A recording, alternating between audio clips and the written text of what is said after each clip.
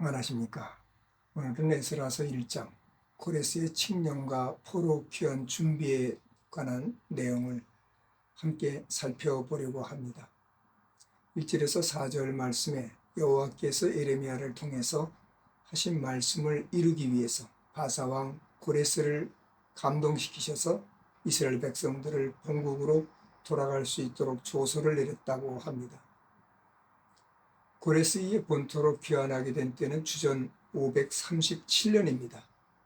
바벨론에 의해 1차 포로로 끌려간 때가 605년.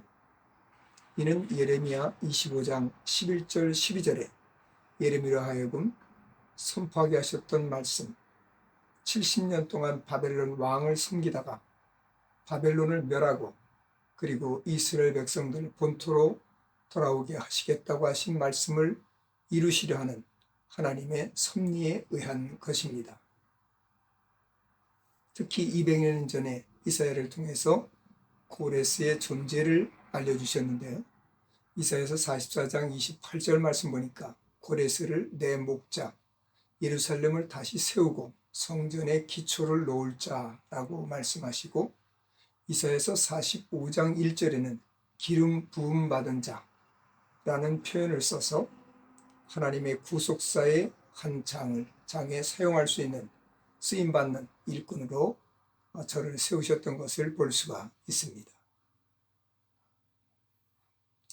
고레스 왕은 조서에 하늘의 하나님 여호와께서 세상 모든 나라를 내게 주셨고 나에게 명령해서 유다 예루살렘의 성전을 건축하라고 하셨다고 고백합니다.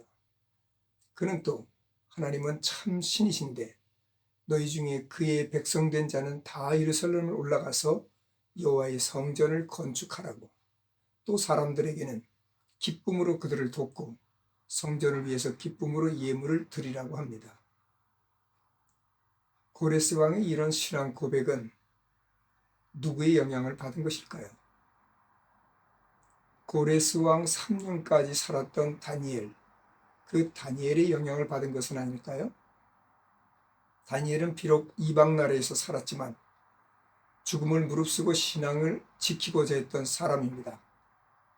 그렇기 때문에 하나님께서 저를 지키시고 하나님 살아계신 증거들을 보여주셨습니다. 이것이 이방 왕인 고레스로 하여금 하나님께서 세상 모든 나라를 내게 주셨다고, 그리고 하나님만이 참 신이라고 고백하게 된 그런 동기가 되었던 것으로 여겨집니다. 예수님은 말씀하셨습니다. 마태복음 16장 25절에 누구든지 제 목숨을 구원하고자 하는 자는 잃을 것이고 나를 위해서 자기를 부인하면, 자기를 자기 목숨을 내놓으면, 그러면 그 사람은 다시 목숨을 찾게 될 것이다 말씀하셨습니다. 주를 위해 죽고자 하는 자는 살 것이고 자기를 위해서 살고자 하는 자는 죽을 것이라는 말씀입니다. 주님은 이런 죽고자 하는 믿음을 가진 사람을 통해서 자신을 드러내기를 원하고 계십니다.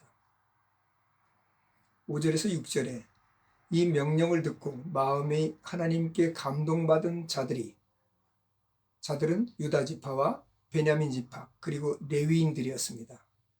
이는 주로 남유다에 속한 사람들이었음을 알 수 있습니다. 나머지 지파는 그곳에서 거주하면서 이제 어느 정도 정착이 되고 안정된 삶을 누렸던 것으로 보여집니다. 그렇기 때문에 여기가 좋사오니 그곳에 머물러 있었던 것이겠지요.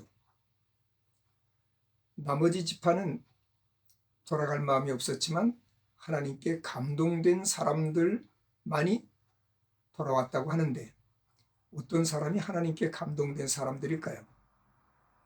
나는 아무런 마음이 없는데 하나님께서 그 마음을 강제로 감동시켜 주신 것일까요? 저는 아니라고 봅니다.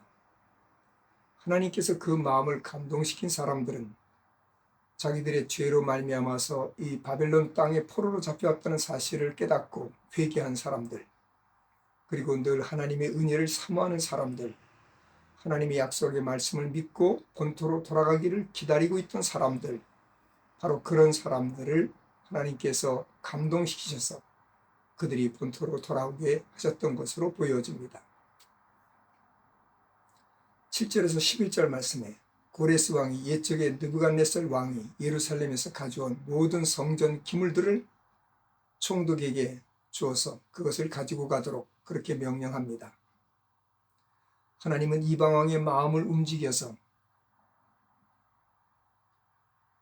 이스라엘 백성들을 본토로 귀환하게 합니다. 이는 전적인 다니엘의 영향이라고 보여집니다. 우리는 어떤 사람으로 살기 원합니까?